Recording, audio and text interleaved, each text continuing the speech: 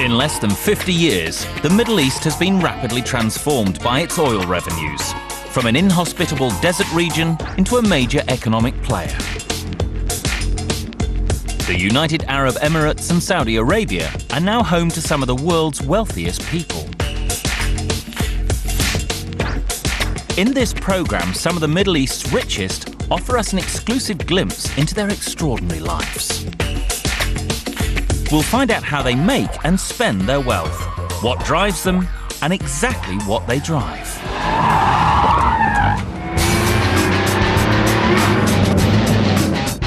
We meet four very different men with a shared desire for success. Sheikh Maktoum has a passion for speed and the drive to succeed. It's a venture that not only changes the world of motorsport, but changes the world of sport. Sheikh Hamad has a different coloured car for every day of the week. This one is Saturday, Sunday, Monday, Tuesday, Wednesday, and Thursday. And that one is the Friday. Sheikh Al Jabba is a hotel magnate with a fierce ambition. I start my life to build and to make the money. And Mohammed bin Sulayem is a rally champion with a famous friend. And a $10 million car collection. Believe me, I'm not super rich, but I enjoy it. I spend the money that I have.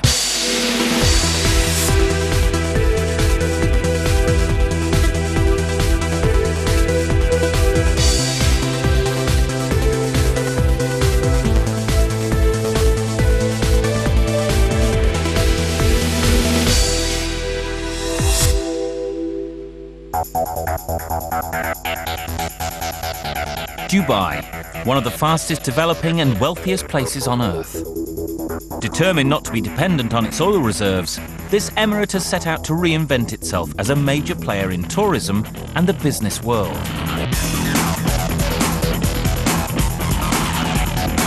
The result, an economy that has grown by a third since the year 2000. Amongst Dubai's most well-known landmarks is the world's tallest hotel, the Burj Al Arab, often called the Sail. And this, the spectacular Palm. This $5 billion land reclamation scheme features luxury homes and hotels and is being constructed just off the coast. Key figures in the current economic explosion in Dubai are the Maktoums, the ruling family. One of the younger members of this dynasty and the nephew of the Crown Prince is Sheikh Maktoum Hashim Maktoum Al Maktoum. He's currently making a big noise in the world of motorsport. The A1 Grand Prix series is his idea and is being brought to life with the help of his family's wealth, an estimated $13 billion.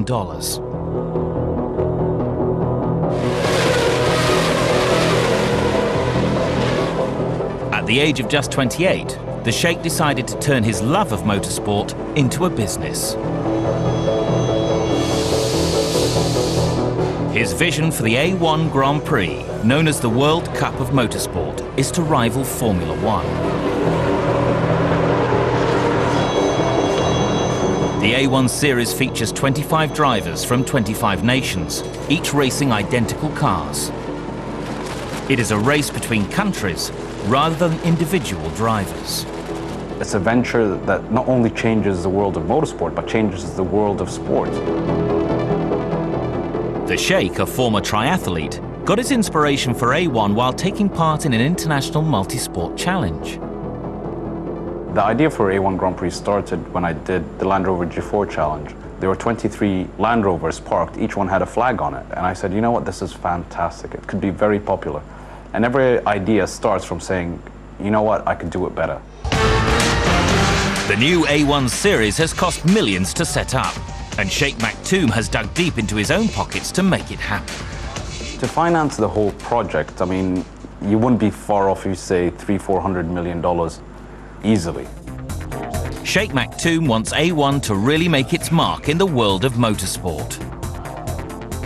But when it comes to raising more money, he found that the Maktoum name could be a mixed blessing.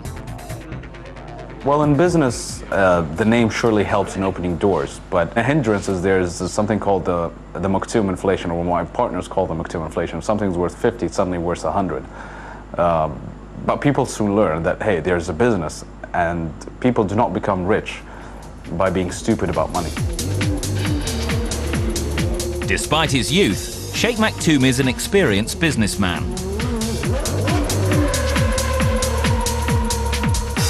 After working for his father in finance, he became CEO of a family company, selling everything from DVDs and denim to oil.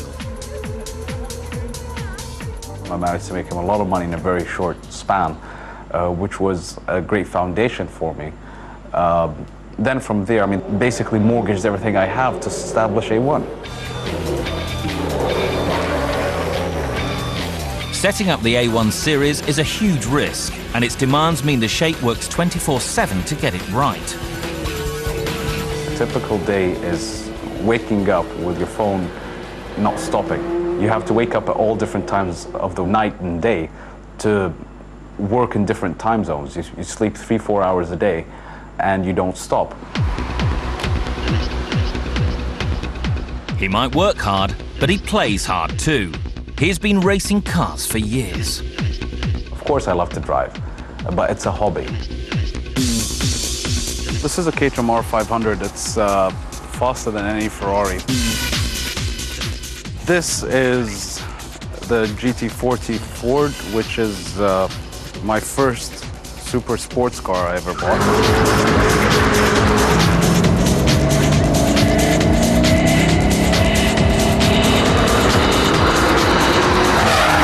I mean, the G-forces you would experience in a car like this is unimaginable, except in a GT car or an F1 or an A1 car.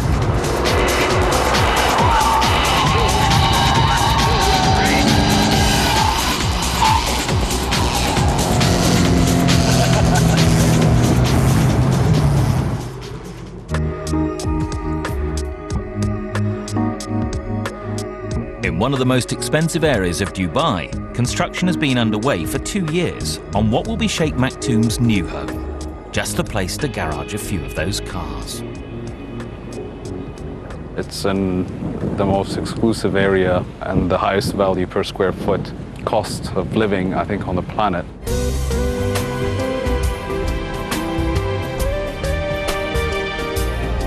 Very big grounds, and it's not cheap to build.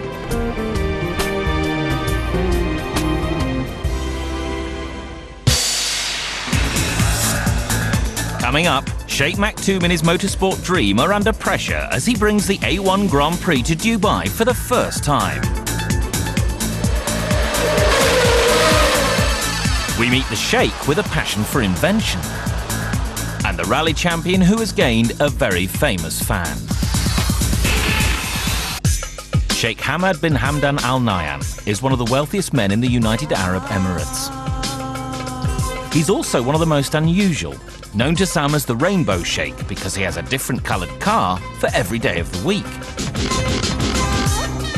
He's a member of the oil-rich Al Nahyan family, who have ruled Abu Dhabi for over 300 years. Sheikh Hamad's cousin is the president. This makes him super rich. His family are estimated to be worth more than $20 billion. With time on his hands, no need to work, and a limitless amount of money, Sheikh Hamad has become one of the world's biggest spenders. We never put money in the bank. What we get, we spend it. We get, we spend it. But he likes to spend it in enterprising ways. He's best known for his eccentric constructions like this, a replica of Noah's Ark that he built for his children to have birthday parties in. Sheikh Hamad's main home is this palace in Abu Dhabi, which he designed himself.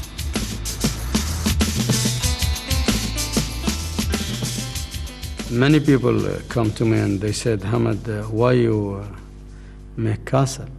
Because of our history, you know. I am from this family who ruled this country since more than 300 years.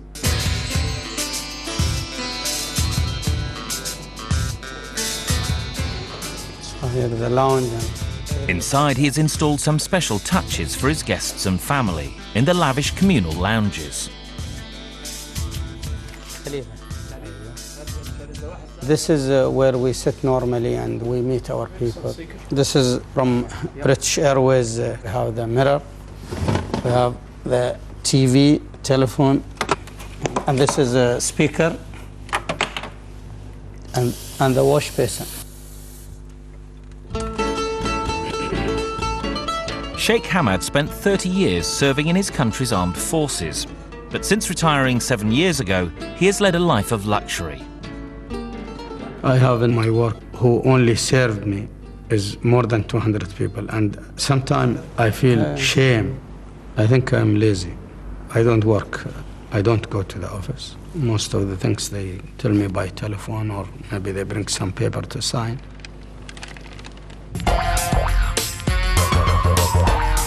The Sheikh also has another home in the desert, where he enjoys one of his favorite hobbies: cruising the sand dunes in his new four-wheel drive, when he can find the keys.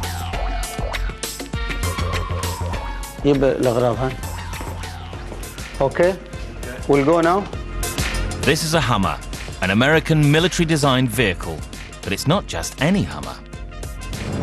This Hummer is, they call it Alpha, and it's limited edition. They build only 300 of them, and there are only 2 coming out of America.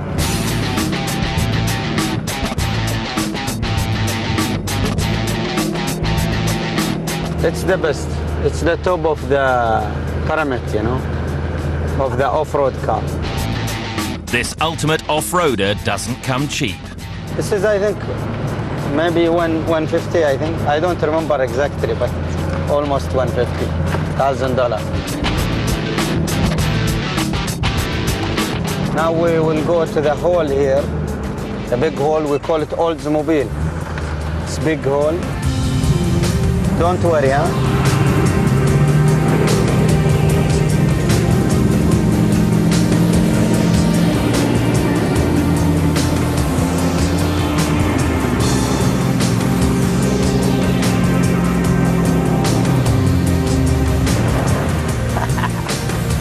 But Sheikh Hamad finds that even top-of-the-range cars can sometimes come a little unstuck.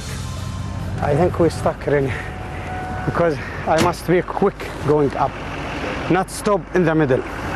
Hummer, it's because of the long wheelbase. This is one of the problems. But it's the best. But this is my mistake.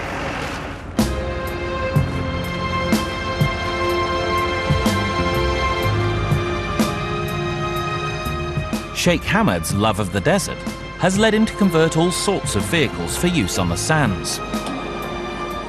But with his latest creation, his imagination has truly run riot.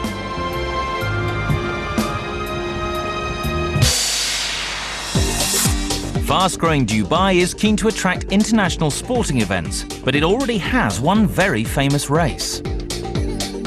The Emirates is home to the $6 million Dubai World Cup, the world's richest horse race. Sheikh Mohammed, head of the Maktoum family and the ruler of Dubai, is one of horse racing's most influential figures. He has a stable of 400 horses and recently spent $42 million on 27 horses at the Keeneland Sales in Kentucky, USA. For one yearling, he paid $6.8 million.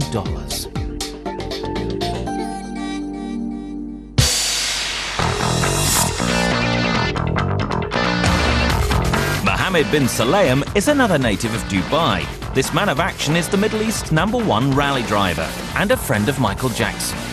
He lives in unparalleled luxury and has a collection of supercars valued at over $10 million.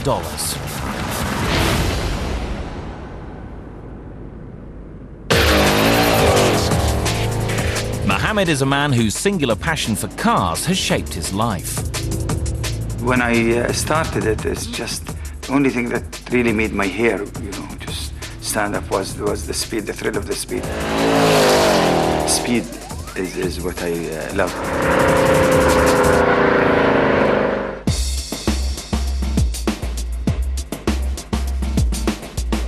Since the 1980s, Mohammed has dominated the world of desert rallying. He's won over 60 rallies worldwide and won the Middle East's most prestigious event, the FIA Rally Championships, 14 times in 17 years. I've never said it publicly. Maybe I was the highest paid Arab sportsman. $4 million I used to get a year.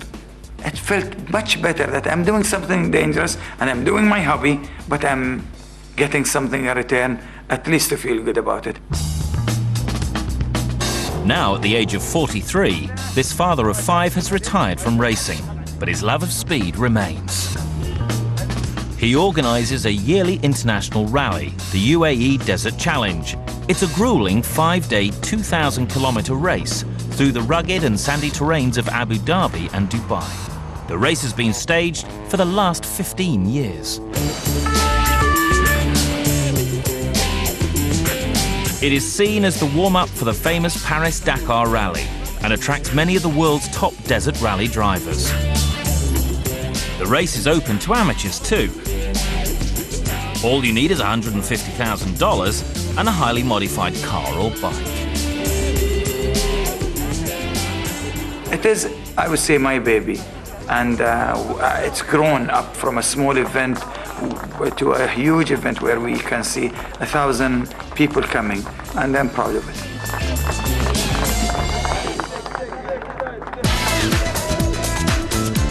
Mohammed's success has brought him many admirers from the world of entertainment, including Michael Jackson. Yes, I am proud to have his friendship. He's a very humble guy. Jackson attended the 2005 UAE Desert Challenge Award ceremony as a personal favour to Mohammed. He never said no. I would meet somebody with 10% of his fame, and they would say the first thing, no, or the second thing, how much if you want me to come there, you know? This guy did not say anything. He said, okay, it's a sport, Mohammed, I trust you.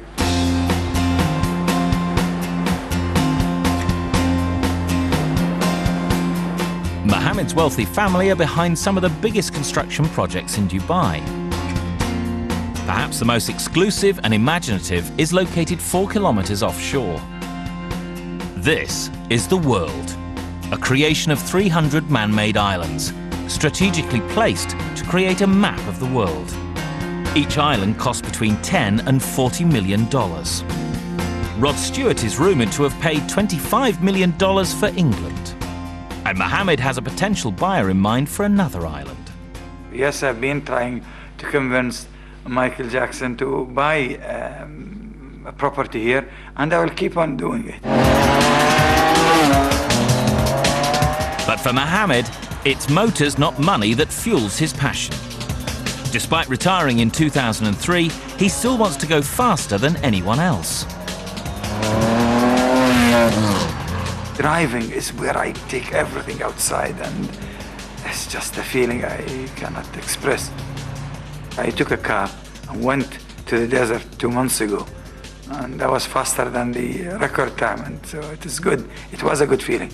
Does this mean I will go back rallying? I would love to. I am bored.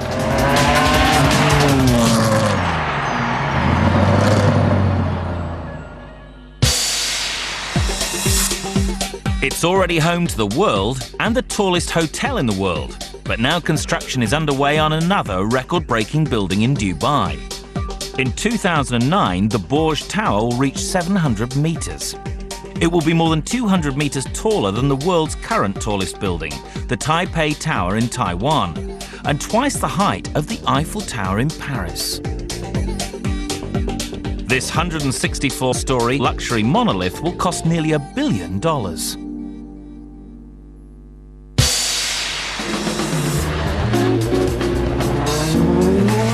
Sheikh Maktoum is the founder of the new A1 series, the World Cup of Motorsport. This multi-million-dollar enterprise is in its first season. The 6th race in the series is an especially important one for the Sheikh. It takes place in his home state of Dubai, and he knows he has to deliver. Internationally, and to our franchises and fans globally, they expect such high expectations out of Dubai, which puts on a lot of pressure on me. Simultaneously, I'm trying to showcase A1 to the people of Dubai. So it's a tall order, especially with a country with no motorsport heritage. Sheikh Maktoum prepares to play host to the motor racing elite at a reception held at one of the Maktoum family palaces. It's a chance for the big names in A1 to get together before the race. As host, he wants the reception to go off without a hitch. Hey, you guys catching me on this, that's not fair.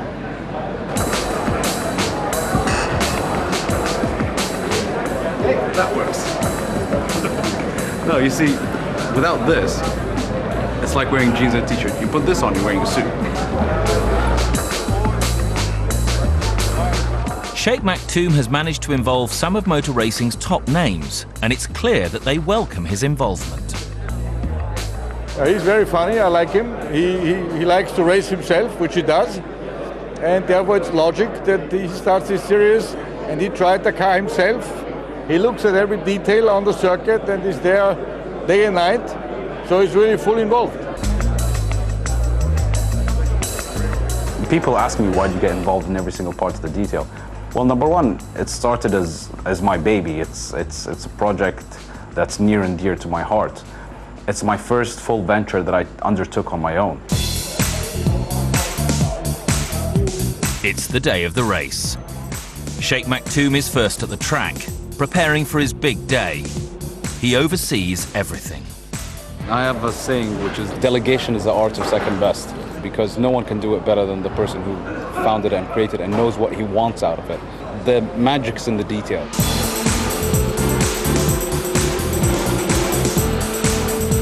You don't stop in a venture like this. Sheikh Maktoum is here 100%. He is the first guy on the track and the last guy who goes out from the track. You can see him sometimes at 9, 10 o'clock in the evening. He's still here. He's an extraordinary person to be able to come up with this concept. I mean, we all think of concepts, but to bring it to a reality and have it exceed your expectations, I think is a fantastic effort. Sheikh Maktoum has this dream, and now it's real. It's happened. We are here. But the Sheikh can't relax, even though everything seems in place. Drivers are here, the teams are here, the promotion's ongoing, the fans are here. So it's looking great, and we're giving the fans a good show. It's the fans that count. The size of the TV audience is crucial to the success of the project. Sheikh Maktoum believes his idea of having 25 different nations represented in the race will attract new audiences to the sport.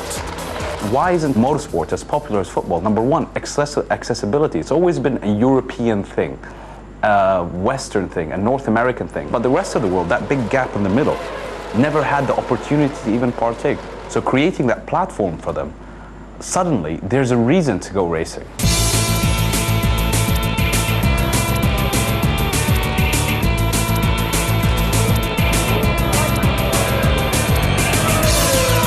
To start up a new championship is a big business gamble. So far, the viewing figures for the races in the first season are about 10 million. But they need to get a lot bigger to rival Formula One. The ambitious Sheikh is looking forward to that challenge. I'm developing my philosophies in business. Number one, be honest, be truthful, be straight, be direct, be clear.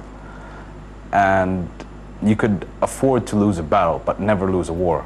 And you don't stop till you die.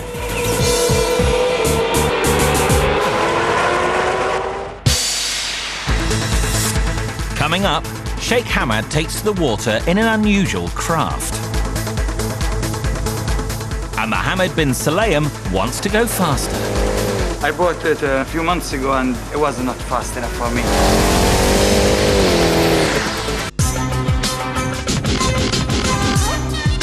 Sheikh Hamad belongs to one of the ruling families in the United Arab Emirates. His oil-rich family are worth over $20 billion, which means he has little need to work. But with a creative brain and financial resources, what's kept Sheikh Hamad motivated is his fascination with making things. He's constructed an entire marina where, over the past 15 years, he has built a variety of creations. They range from a floating 3-bedroom house to this, Noah's Ark.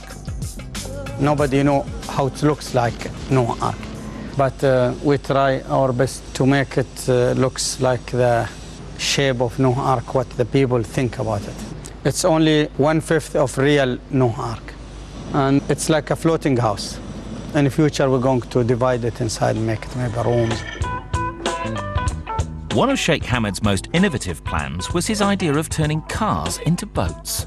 Here we have the airboat, but I try to put a car in it, so we have a cabin for reduce the noise. He got carried away with amphibious vehicles.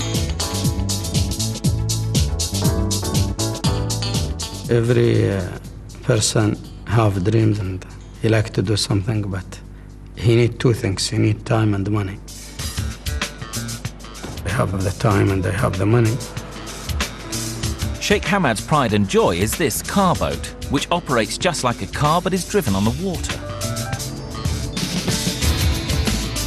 When he's not working on new ideas, he escapes to his own island. A short 50-minute hop by car boat, of course.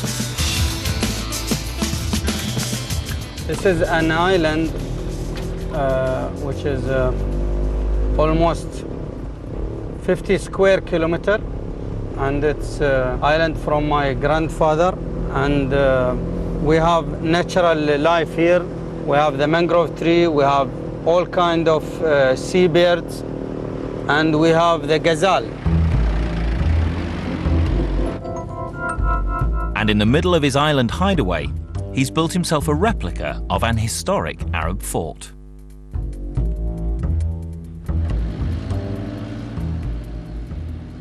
But Sheikh Hamed is happiest in the desert back on the mainland. He loves it so much he spends months at a time there. He's created his own luxury motorhome for his desert excursions. This is the Globe, a mammoth 50-ton multi-wheeled motorhome unlike any other. It is simple and it's cheaper, and also at the same time it is big. You know, we have big family. It's enough for us. We have 9 bedrooms in it, each one with a bathroom, and we have the sitting room. And it's 4-story with 24 tons of water. The Globe is built from fiberglass and plywood. The tyres, costing $17,000 each, are from the local oil field platforms. It's a big motorhome. This is the question. We have 3 bedrooms in this floor.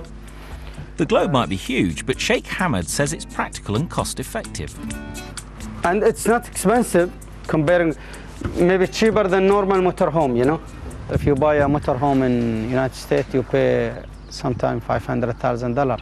This one less than $100,000.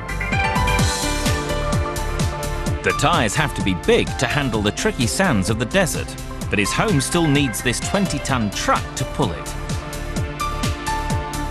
When he's found a spot he likes, Sheikh Hamed will stay more than a month with his extended family, gathered around him in the Globe.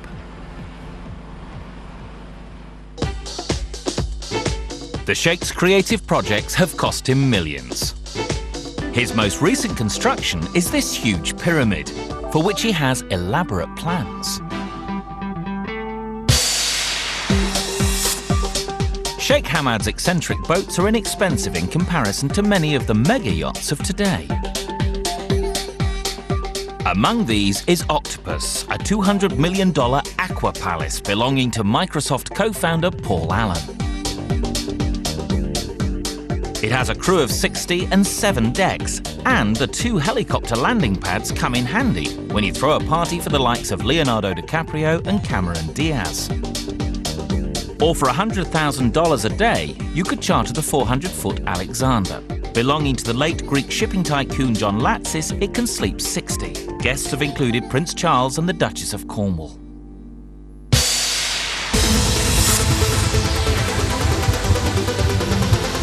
Mohammed bin Sulayem is the Middle East's #1 rally driver. In 2003, at the age of 41, he retired from the sport after a glittering 22-year career.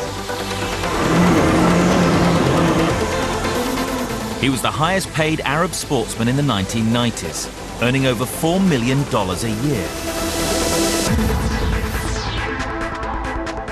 I mean, people think I'm super rich. Believe me, I'm not super rich. But I enjoy it. I spend the money that I have. Mohammed spent most of his millions on a limited edition car collection, which is the envy of speed enthusiasts the world over. Now, this is a monster. This really, I admire it out of all the cars because it really makes me sweat when I drive it.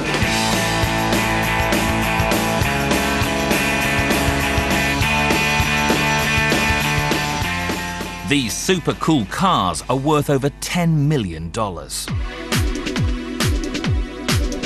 Mohammed's collection boasts some of the world's fastest and most expensive. This Ferrari F40 is valued at $200,000. I think Ferrari just made a point of that they don't have to try very hard to sell their cars. I mean, if you look at it, there's nothing in it except an air conditioning. Then there's the Porsche Carrera GT, costing $400,000. Carbon fiber chassis, carbon fiber body. Lovely car. It's just a little bit hard on the traffic because of the clutch. Next, the Ferrari Enzo, one of only 500 made. Cost $1 million. It's the latest of Ferrari. A beautiful car, definitely tested by Michael Schumacher himself. Easy to drive, very fast. But the masterpiece of his collection is this limited edition Mercedes CLK GTR. How did they fit 2 seats in it? I mean, it's really an amazing achievement. But of course, you have to be so small. And you know, it doesn't fit for the fat people at all. It's very fast, unique. You can see the money. I mean, okay, it costs about $1.8 million. His latest acquisition is this Porsche GT1, costing $900,000. They made 19 out of these cars. I like the car very much. I drove it once in an open area and it's so fast. I reached nearly 381 kilometers in it.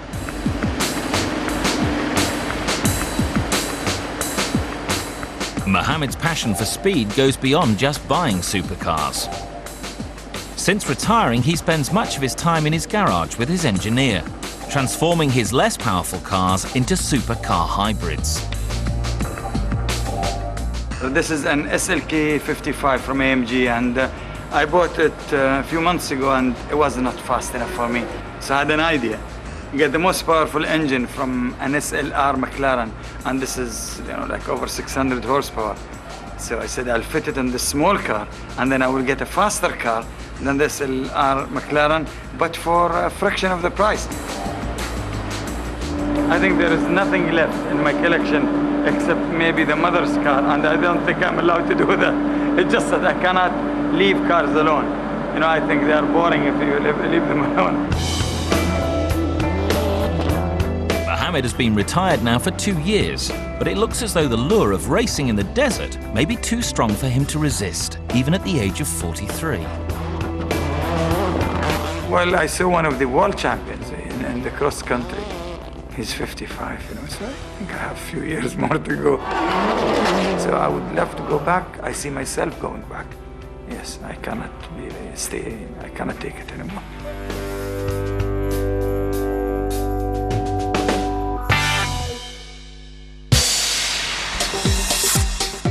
In Dubai last year, there were 5 million visitors. But the Emirate expects to cater for up to 15 million by 2010. The fast-expanding national airline Emirates, controlled by the Maktoum family, has been on an extensive spending spree to get ready. It recently ordered 42 wide-bodied 777 planes, worth $9.7 billion from Boeing. Also in place is a record $12 billion order for 45 of the mammoth Airbus 380s. These are due in service in 2007. Featuring shops, bars and lounges, the Airbus can seat up to 850 passengers.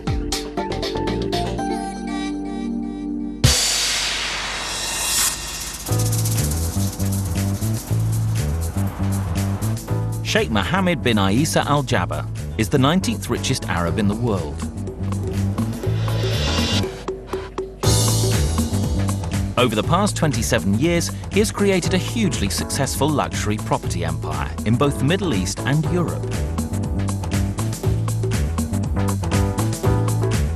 Aged 48, he's worth an estimated $3 billion. And he's a totally self-made man. I don't start with money looking to invest my money. Maybe I don't have that luxuries where I start with a lot of money. I start my life to build and to make the money.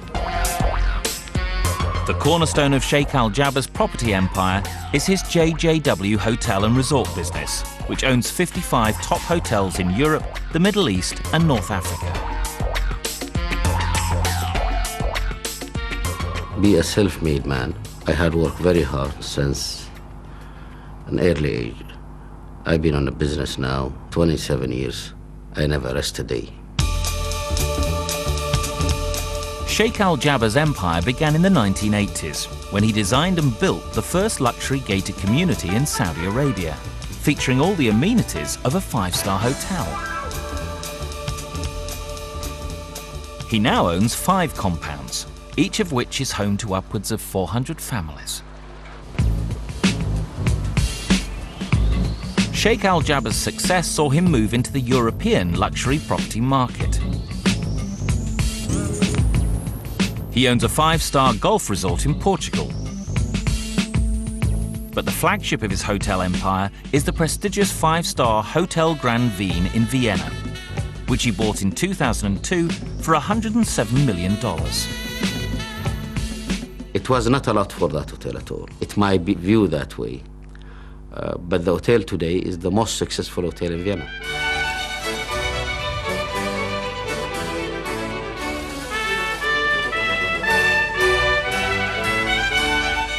He divides his time between his homes in Paris, London and Jeddah in his native Saudi Arabia, where he recently designed and constructed this $35 million mansion. You know, this house has a mix between Italian and French.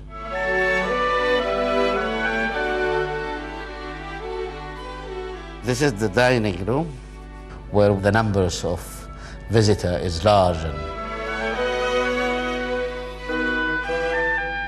The second floor is the family bedrooms. This is my bedrooms here.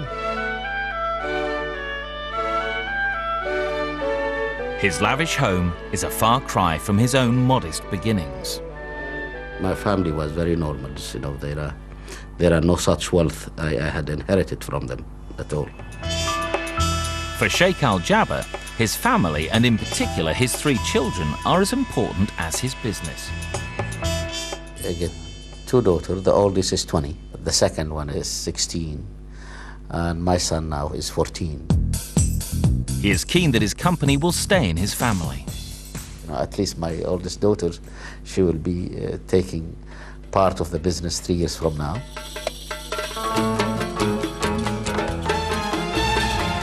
And Sheikh Al Jaber's house in Jeddah is designed very much as a family home. He has built a games room complete with pool table and table football and added a private cinema.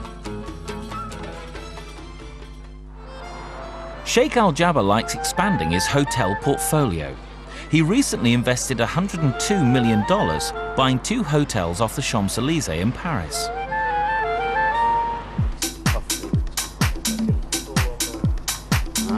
He is currently renovating one of them and is involved in every detail. The tables has to be bigger, another chair there, bigger chair here, and here is the... Here, this is terrace with private dining. With a private dining. Requested to have the TV set framed. Yes, but this looks bigger than it should be. This wall has to be removed. Good idea, yeah. And then you have the dressing room in corners. Easter is a deadline. Every day, you know, we are losing money but not opening that. Absolutely, yeah.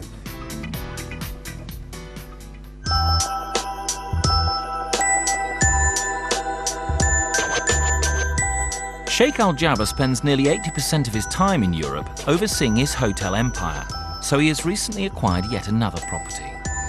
But this time, it's for him. This $14 million penthouse in the heart of Paris is also being renovated to suit the family's needs.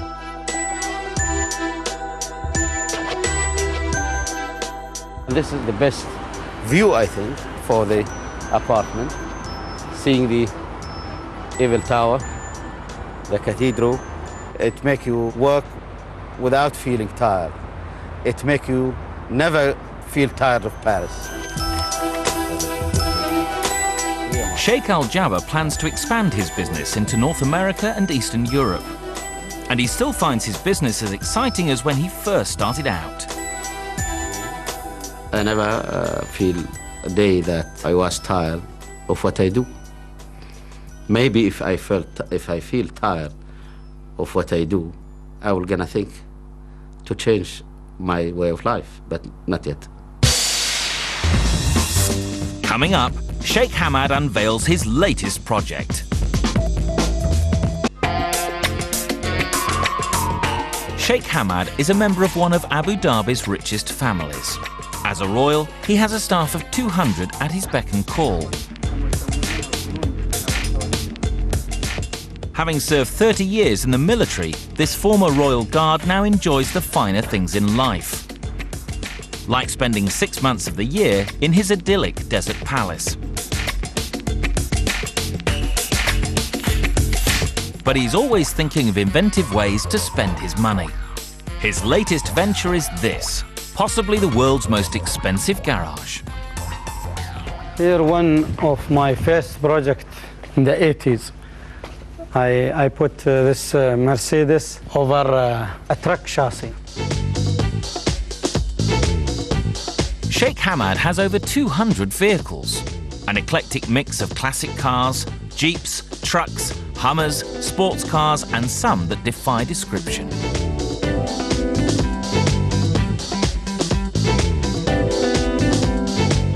Many are his customized creations. He likes these historic Dodge trucks, so he builds them in different sizes.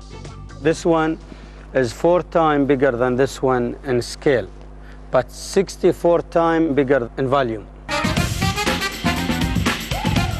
Inside, it's actually another motorhome for his desert trips. The master bedroom on the second story looks out through the windscreen. There's even a kitchen and guest bedrooms. Here we are in the balcony, big balcony. We can land a helicopter here. The most expensive car is that Rolls-Royce, the big one. Her Majesty, the Queen Elizabeth, when she was here in the 80s, she was in this same car. So we put the British flag there.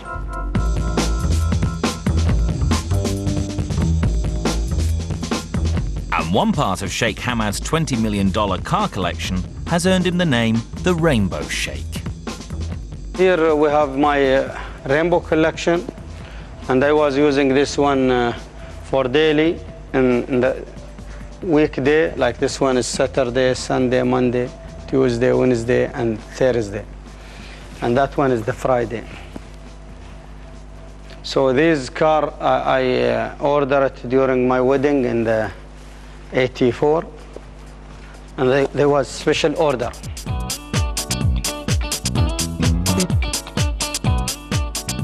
This is all the sedan here, or the 4 doors. And we have the Citroën, the old one, and the DS, the famous one.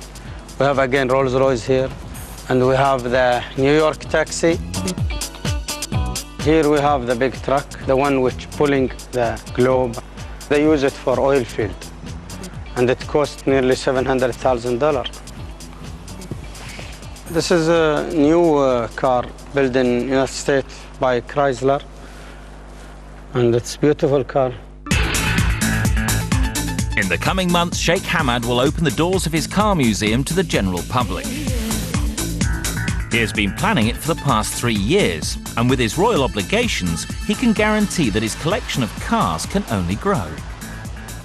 Every year I buy many cars, and Of course I don't sell cars. We are from a royal family, and people wait for us to give them cars and give a free car.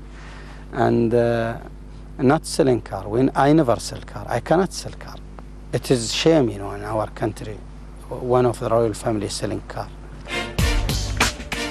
Sheikh Hamad might be pleased with his idiosyncratic achievements. But are there any more innovations still to come? Now, for the time being, I'm not dreaming for anything because I feel I've done what I want to do, you know. I make all my dreams true.